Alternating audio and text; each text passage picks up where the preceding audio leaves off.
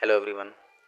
आज की वीडियो में हम वही चैप्टर करेंगे, रेक्टिफिकेशन ऑफ एरर्स। लेकिन इस बार इस वीडियो में हमारी कोशिश होगी कि हम प्रैक्टिकल्स या फिर न्यूमेरिकल वाले क्वेश्चन को करने की कोशिश करेंगे, क्योंकि बेसिक इंट्रोडक्शन और कॉन्सेप्ट के रिगार्डिंग ऑलरेडी हम जो पहली वाली क्लास में कर चुके हैं, तो ये वाली क्लास बेसिकली न्यूमेरिकल बेस होने वाली है। तो जो मैंने ट्रिक बताई थी आपको, वही ट्रिक आपको फॉलो करनी है, क्योंकि अगर आप बुक्स के अकॉर्डिंग चलते हैं या फिर एनसीईआरटी में जो मेथड दिया है वो काफ़ी लॉन्ग है। तो इस वाले मेथड के अकॉर्डिंग आपको कम से कम, तो आपकी बुक्स में जो मेथड दिया गया है वो काफ़ी लेंथी है। देखो इस बुक्स के अकॉर्डिंग, तो देखिए आपकी बुक्स के अकॉर्डिंग जो मेथड दिया हुआ है काफ़ी लेंथी है, जिसमें आपको जैसे कि आप देख पा रहे हो यहाँ पर पहले आपको एक रॉन्ग एंट्री, जो अकाउंटेंट से गलती हुई है, पहले आपको एक वो रॉन्ग एंट्री पास करनी है, फिर उसका रिवर्स करना है अकॉर्डिंग टू दिस मेथड, और रिवर्स करने के बाद जो करेक्ट एंट्री पास करनी थी आपको वो करनी होगी, ठीक है। और लास्ट में आपकी आएगी रेक्टिफाई एंट्री, यानी कि करेक्ट एंट्री पास करने के बाद आपको लास्ट में जाके करनी होगी रेक्टिफाई एंट्री। तो इस क्वेश्चन में जैसे हम देख पा रहे हैं कि कम से कम आपको बेसिकली 4 एंट्री पास करनी होगी, तब जाके आपका एक रेक्टिफाई एंट्री आएगी, यानी ये आंसर आपका लास्ट में जाकर आएगा। और मेरा जो मेथड था जिसमें मैंने आपको बताया था लास्ट वाली क्लास में, जैसे कि इस वाले मेथड में मैंने आपको बताया था, या मेरे अकॉर्डिंग मेरे वाले जो टिप्स हैं इसमें आपकी सिर्फ 3 एंट्री होती है और लास्ट वाली रेक्टिफाई एंट्री होती है। करेक्ट को फॉलो करना है, रिवर्स जो रॉन्ग एंट्री आपने की है पास उसको रिवर्स कर देना है, और इन दोनों के कम्बिनेशन से आप यहाँ पर बेसिकली सॉल्यूशन आ जाता है। तो ये मेथड काफ़ी शॉर्टकट है, काफ़ी अच्छा है, ईजी है, ज़्यादा लेंथी ये नहीं रहेगा एज़ कम्पेयर टू एनसीईआरटी, तो आपको यही फॉलो करना है। तो आते हैं, तो मैं आपको एक न्यूमेरिकल करा देता हूँ जिससे आपको और भी ज़्यादा प्रैक्टिस करने में ईजी रहेगा। चलिए, क्वेश्चन कहता है कि आपको रेक्टिफाई करना है फॉलोइंग एरर्स विच आर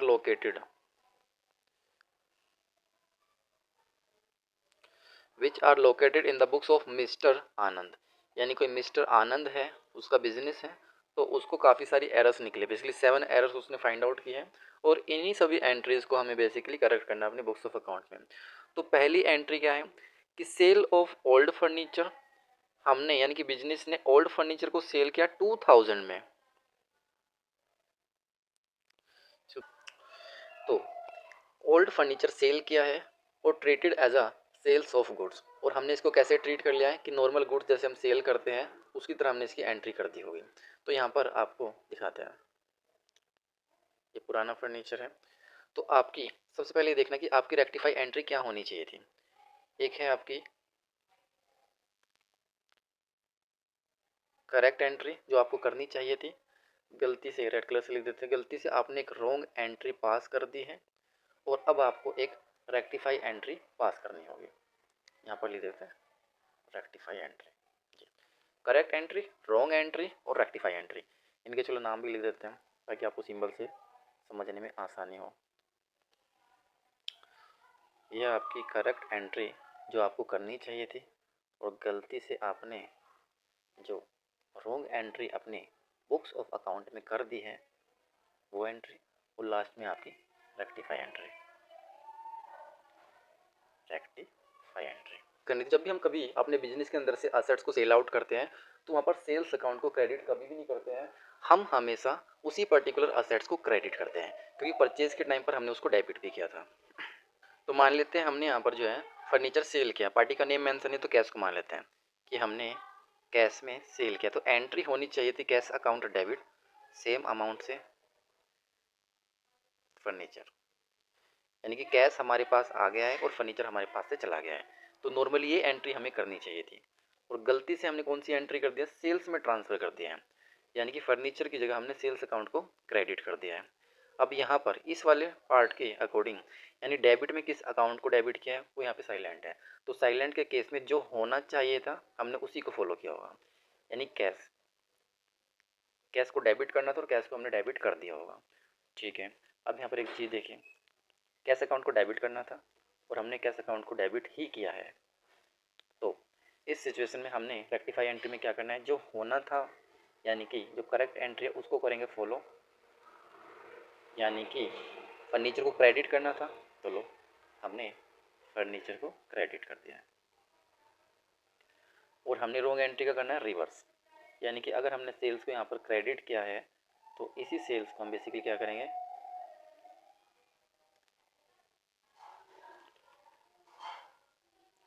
तो इसी सेल्स के डेबिट क्रेडिट को हम जो है डेबिट कर देंगे। ये हमारी रेक्टिफाई एंट्री है। तो सेल्स को कर देना है हमने डेबिट। तो अब अगर आप इस एंट्री को मैच करके देखोगे अपने आंसर्स के साथ तो मैच करेगी। तो हमारी बेसिकली एंट्री क्या हुई, sales debit to furniture account, और यही हमारी एंट्री कि हमने सेल्स को डेबिट किया और फर्नीचर अकाउंट को क्रेडिट किया। अमाउंट की कोई एरर नहीं है, तो अमाउंट हमारा सेम ही रहना है। ये पहले भी 2000 था, अभी भी 2000 ही है। इसके बाद सेकंड वाली एंट्री देखते हैं। सेकंड वाली entry 15,000 paid off salary to mister Rohit stands debit to his personal account, यानी कि हमने उसके पर्सनल अकाउंट यानी रोहित को हमने डेबिट कर दिया यहाँ पर इस वाली एंट्री की एरर के अकॉर्डिंग। तो एंट्री क्या होनी चाहिए थी, सबसे पहले ना इस एंट्री का हाफ उठा लो, यानी कि 15,000 paid salary to mister Rohit, यहाँ तक ये सही एंट्री है। यानी कि जब कभी भी हम किसी भी अपनी एम्प्लॉय को सैलरी पे करते हैं, मान लेते हैं रोहित है, ये मिस्टर रोहित, इनको हमने सैलरी दी है, ये हमारा कंप्यूटर या फिर क्लरिकल वर्क करते हैं अकाउंटिंग का। तो जैसे ही हमने इसको सैलरी दी होगी तो एंट्री हमने क्या की होगी, एंट्री नॉर्मली करनी होती है करेक्ट वाली एंट्री। एक ही पेन से लिख देता हूँ मैं, हाँ चलो। करेक्ट एंट्री जो हमको करनी चाहिए थी वो करनी चाहिए थी, अगर आपने एक एक्सपेंडिचर की पेमेंट की है, आपके सामने पेमेंट भी है यानी कैश में पेमेंट किया है कैश, और सामने पार्टी का भी नाम है, तो आपने क्या करना है बेसिकली एक्सपेंडिचर को फोकस देना है और पार्टी के नेम को इग्नोर करना है। अगर हमने सैलरी पे किया तो हमें एंट्री करनी चाहिए थी salary account debit to cash account, क्योंकि सैलरी तो कैश या चेक के थ्रू जाती है और बैंक का यहाँ पे कोई मेंशन नहीं है, तो हमने कैश में सैलरी पे की होगी। तो 15,000 paid off salary to mister Rohit, अब यहाँ पर रोहित के नाम को इग्नोर करना है नॉर्मली ऐसी एंट्री में, लेकिन हमने डेबिट कर दिया इसके पर्सनल अकाउंट को, लेकिन हमने यहाँ पर डेबिट कर दिया इसके पर्सनल अकाउंट को। तो रॉन्ग एंट्री हमने क्या कर दिया, हमने कर दिया रोहित का जो पर्सनल अकाउंट है उसको हमने डेबिट कर दिया, रोहित डेबिट टू, और यहाँ पर क्रेडिट वाले एस्पेक्ट के रिगार्डिंग कुछ भी नहीं है, और जब भी साइलेंट होता है तो हम मान लेते हैं कि सेम ही एंट्री की होगी, क्योंकि जहाँ पर प्रॉब्लम होती है या फिर जो एस्पेक्ट हमने गलत किया उसी को डिस्कस करते हैं।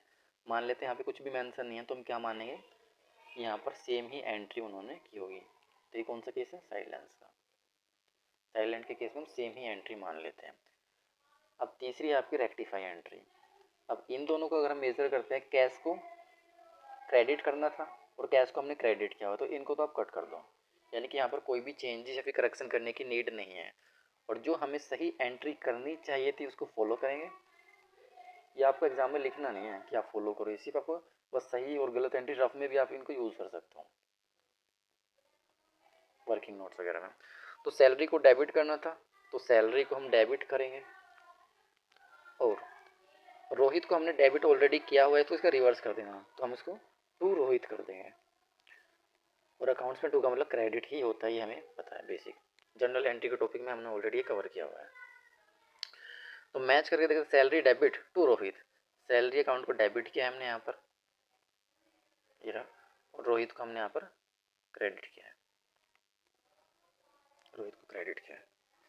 तो यहाँ पर हमारी एंट्री अभी तक मैच कर रहे हैं। इसके बाद थर्ड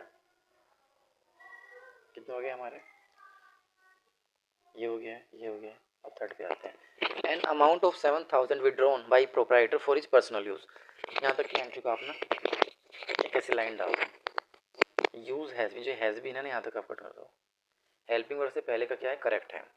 तो जब कभी भी एक प्रोप्राइटर, मान लेते हैं बिजनेसमैन है, ये रहा, ये हमारा बिजनेसमैन है, इसको बेसिकली प्रोप्राइटर भी बोल सकते हैं, इसने अपने पर्सनल यूज़ के लिए, अपने पर्सनल यूज़ के लिए बिजनेस के अंदर से पैसा विड्रॉल कर लिया है, ये रहा काफ़ी सारा अमाउंट डॉलर की फॉर्म में। तो नॉर्मली एंट्री क्या होनी चाहिए थी यहाँ पे, तो यहाँ पे लिख देते थर्ड की एंट्री। तो करेक्ट एंट्री होनी चाहिए थी ड्राइंग्स यानी कि जब कभी भी पर्सनल यूज़ के लिए आप बिजनेस के अंदर से पैसा निकालते हो तो ड्राइंग्स अकाउंट डेबिट होता है, और आपने पैसा निकाला है तो पैसे को यानी कैश को क्रेडिट कर दोगे, असेट्स निकाले तो असेट्स को क्रेडिट कर दोगे, बैंक से पैसा निकाला तो बैंक को क्रेडिट कर दोगे, और गुड्स निकाला है तो परचेज को क्रेडिट कर दोगे। ये सारे एस्पेक्ट, सारी केसेस मैंने ऑलरेडी अपनी एनिमेशन वाली वीडियो में कवर किए हुए हैं, तो आप वहाँ से चेकआउट कर सकते हो। तो करेक्ट एंट्री होनी चाहिए थी drawings account debit to cash, और हमने गलती से रोंग एंट्री पास कर दी है। जो हैज़ बीन के बाद वाला पार्ट है वो रोंग है। Debit to the trade expense, हमने ट्रेड एक्सपेंस के नाम से डेबिट कर दिया है। तो लिखो आप यहाँ पे, गलत एंट्री हमने कर दी है ट्रेड एक्सपेंस डेबिट, और फिर से इसके रिगार्डिंग साइलेंट हो गया है। क्यों? क्योंकि कैश को क्रेडिट करना था और हमने कैश को क्रेडिट किया है, तो जो पार्ट ऑलरेडी हमारा करेक्ट है उसके बारे में क्या डिस्कशन करना है ना। तो जो रोंग वाला पार्ट था वो उन्होंने डिस्कस किया है, तो कैश को यहाँ पर हमने क्रेडिट कर दिया, सॉरी कट कर दिया, क्योंकि वो हमारा ऑलरेडी सही है। तो ड्राइंग्स हमें करना चाहिए था, तब नहीं किया तो अब कर दो। आप ड्राइंग्स को आप डेबिट कर दो, ड्राइंग्स को डेबिट कर दो, और ट्रेड एक्सपेंस को जो हमने ऑलरेडी डेबिट किया उसका रिवर्स कर दो। तो हम यहाँ पर ट्रेड एक्सपेंस को क्रेडिट कर देंगे, और सेम ही हमारी एंट्री होनी चाहिए drawing to trade expense. Check करते हैं, drawing to trade expense, drawing account to trade expense. तो ऐसे ही आपको सभी एंट्री पास करनी है। अगर आपको बेसिक कॉन्सेप्ट आता है कि किसको रिवर्स करना है, किसको फॉलो करना है, तो आप बड़ी आराम से कर पाओगे। आपको 4-4 एंट्रीज ओपन करने की ज़रूरत नहीं है। यही एक शॉर्टकट मेथड है जिससे आप कम टाइम में अपने क्वेश्चन पेपर को ज़्यादा अटैम्प्ट कर सकते हो। और ऑलरेडी बच्चों को पता होता है कि क्वेश्चन पेपर इतना लेंदी आता है अकाउंट्स का कि वो पूरा अटैम्प्ट हो भी नहीं पाता है। रीज़न क्या है कि आप पहले से बड़े बड़े मेथड को फॉलो कर रहे होते हो, उनमें अटकते भी हो, डाउट भी होते हैं, कैलकुलेशन भी आपकी स्लो होती है। तो मैं नहीं चाहता कि आपको और भी एक लंबा मेथड आपको बता दूं जिससे वो टाइम कंज्यूमिंग आपका पेपर वेस्ट करे। तो मेरी हमेशा कोशिश होगी कि आपको कम टाइम में ज़्यादा क्वेश्चन पेपर अटैम्प्ट करो, इसलिए मेरी वीडियो भी छोटी होती है और मैं हमेशा पॉइंट टू पॉइंट बातें करता हूँ। थ्योरेटिकल एस्पेक्ट में थोड़ा कम लेकर चलता हूँ, क्योंकि हमारा 80 to 90% हमारा न्यूमेरिकल आता है अकाउंट्स में। इसके बाद फोर्थ वाली एंट्री है cash receive from mister Sawant 500। हमने 500 का कैश रिसीव किया है सावंत से, ठीक है। एंड वोज के बाद वाला गलत वाला पार्ट है, पहले आप सही वाला कर लो कि अगर किसी भी पार्टी से हमें कोई अमाउंट रिसीव होता है तो बेसिकली उस टाइम पर हम क्या एंट्री करते हैं। हमारे पास कैश आ रहा है, कैश हमारी असेट्स हैं, और जब भी हमारी असेट्स बढ़ती हैं तो हम उसको डेबिट करते हैं, कैश अकाउंट डेबिट। और जिस पार्टी क्रेडिट द गिवर, जिस पार्टी ने दिया, जिस कस्टमर क्लाइंट ने आपको पेमेंट किया है तो उसका नाम आता है, शायद यहाँ पर सावंत था, ठीक है। कैश आ गया है और सावंत के पास से आ गया है, तो ये एंट्री हमें करनी थी, और हमने गलती से कौन सी वाली एंट्री कर दी है, हमने गलती से कर दिया। अब जो रोंग वाला पार्ट है वो हेल्पिंग वर्ब के बाद का पार्ट होता है, आपको ध्यान से देखना है। यहाँ पे लिखा है was credit to mister Sindhe, हमने मिस्टर सिंधे के अकाउंट में क्रेडिट कर दिया है। अब डेबिट वाला पार्ट साइलेंट है, इसका रीज़न आप समझ गए होंगे कि अगर हमने क्रेडिट सिंधे को कर दिया है तो डेबिट वाला साइलेंट है, इसका मतलब है कि हमने कैश को डेबिट करना था और हमने कैश को डेबिट किया है। इसके बारे में हमारा ऑलरेडी डेबिट करना था, वो डेबिट हो भी चुका है, और क्वेश्चन इसके रिगार्डिंग साइलेंट भी है, तो उसके रिगार्डिंग कुछ भी नहीं करना। सावंत को क्रेडिट करना था हमें, क्योंकि पहले से क्रेडिट नहीं हुआ, करना था, क्योंकि क्रेडिट हमने सिंधे को कर दिया है, और जो गलती से किया उसका रिवर्स कर देना है। तो सिंधे को हमने यहाँ पर डेबिट कर दिया, सिंधे डेबिट टू सावंत। अब चेक करते क्या ये एंट्री है, सिंधे डेबिट टू सावंत, यही एंट्री है हमारी कि हमने सिंधे और ड्राइंग को एंट्री लिखा। इसके बाद है मे बी सेकेंड लास्ट है, फिफ्थ वाली एंट्री। फिफ्थ वाली एंट्री कहती है कि repairs for building was debit to the building account. Repair for building was, ये वॉज के बाद वाला राइट है, मतलब हेल्पिंग वर्ब के बाद वाला गलत होता है, तो हमने करना था बिल्डिंग। तो यहाँ पर एक छोटा सा कॉन्सेप्ट है जो आपको बता, तो बेसिकली किसी भी असेट्स को परचेज करना, उसको इंस्टॉल करना, रिपेयर करना या फिर रेडी टू यूज़ करने में जितना भी एक्सपेंडिचर होता है, हम सभी एक्सपेंडिचर को उसी पर्टिकुलर असेट्स में डेबिट करते हैं। यहाँ पर हमने रिपेयर किया बिल्डिंग को और डेबिट कर दिया बिल्डिंग अकाउंट में। कोई नया ऑफिस नहीं बनाया है, कोई नया कंस्ट्रक्शन नहीं किया है, वही बिल्डिंग को रिनोवेट किया है। तो भाई देखो यहाँ पर ये गलती हो गई है, ये वाला इसका डेबिट वाला पार्ट, कि हमने बिल्डिंग में उसको पहले से ही डेबिट कर दिया है, BYLD बिल्डिंग में डेबिट कर दिया है गलती से, और जबकि वो एक रिपेयर था, यानी कि यहाँ पर कोई एक नई असेट्स नहीं है, वही पुरानी असेट्स की हमने जो एक एफिशिएंसी बढ़ा दी है, उसकी ड्यूरेबिलिटी बढ़ा दी है। तो ऐसे में आपको रिपेयर अकाउंट को डेबिट करना था। तो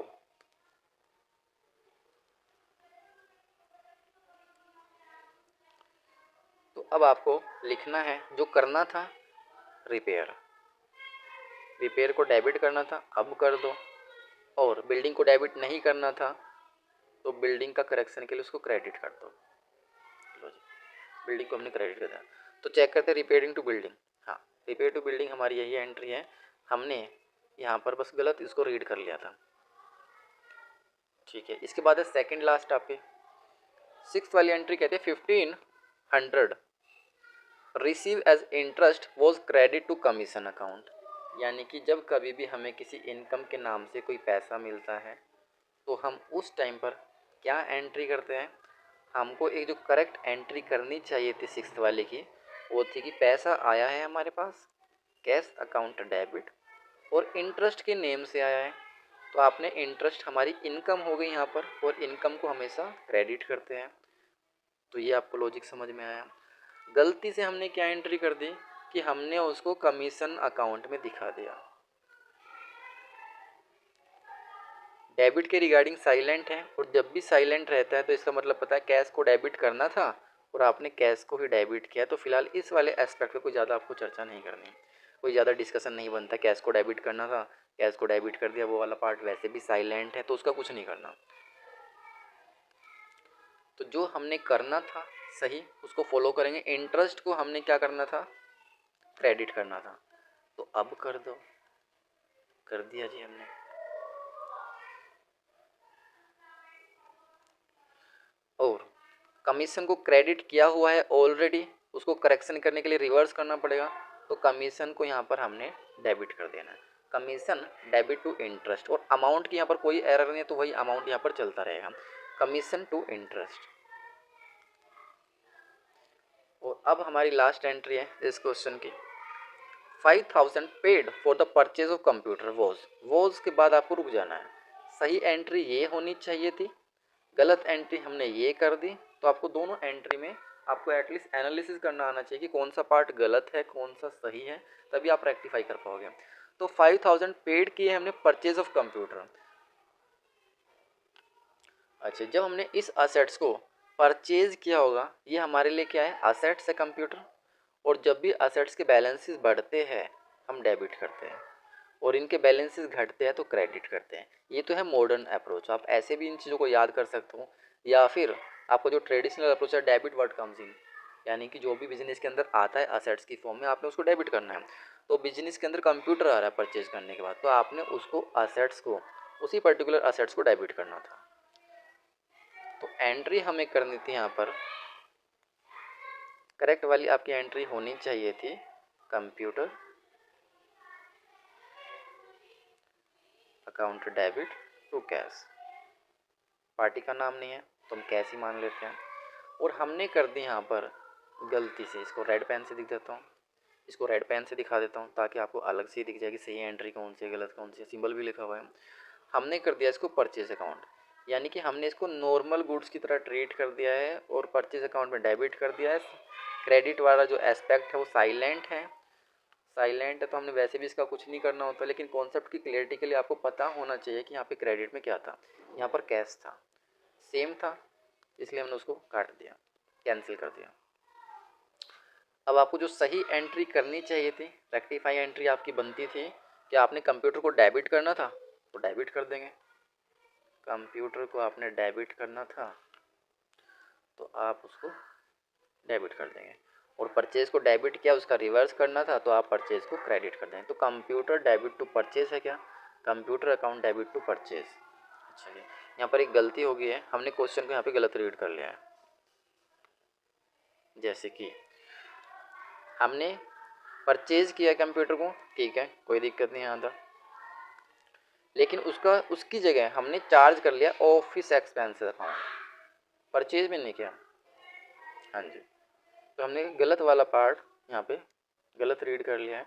तो आपने यहाँ पे क्या कर देना, परचेज की जगह यहाँ पे किया है उन्होंने ऑफिस एक्सपेंडिचर, है ना। हाँ जी, ऑफिस एक्सपेंस के नाम से उन्होंने डेबिट कर दिया है। तो ऑफिस एक्सपेंडिचर को हमने जब डेबिट किया होगा तो बस इसी वाले पार्ट को हमने क्या कर देना है, रिवर्स कर देना है। तो ऑफिस को डेबिट किया तो यहाँ पर ऑफिस को क्रेडिट कर दो, ऑफिस एक्सपेंडिचर। तो कंप्यूटर को डेबिट किया और ऑफिस एक्सपेंडिचर को हमने यहाँ पे क्रेडिट कर दिया। यही हमारी एंट्री बनती भी है। तो आपको इसी तरीके से ये मेथड अगर आप फॉलो करते हो एग्जाम में तो आपको ज़्यादा दिक्कतें नहीं आएगी। अदरवाइज आप लेंदी मेथड से जाओगे तो वहाँ पर 4 एंट्री साफ साफ दिखाई दे रही है कि पहले रॉन्ग एंट्री क्या हुई है उसका रिवर्स करो, ताकि हमारा जो इम्पैक्ट है वो कैंसिल हो सके। और इस वाले मेथड में हमें मशीनरी को एक बार डेबिट करना है, फिर एक बार क्रेडिट करना है, फिर कैश को डेबिट करना है, फिर इसको क्रेडिट करना है, फिर ऐसे कैंसिल करना है। इन दोनों का इफेक्ट कैंसिल हो जाएगा। फिर जो सही एंट्री हमने करनी थी वो लिखेंगे, प्रीपेड टू कैश करनी थी और वही कर देंगे। तो ये तो हर बार सेम सेम आएगी, ये हर बार इसकी अपोजिट बनेगी 4 एंट्री। तो इतना लेंथी मेथड आपको फॉलो करना ही नहीं है। किसी बच्चे को डाउट आता है तो कमेंट सेक्शन में मेंशन करता है। मिलते हैं नेक्स्ट वीडियो में।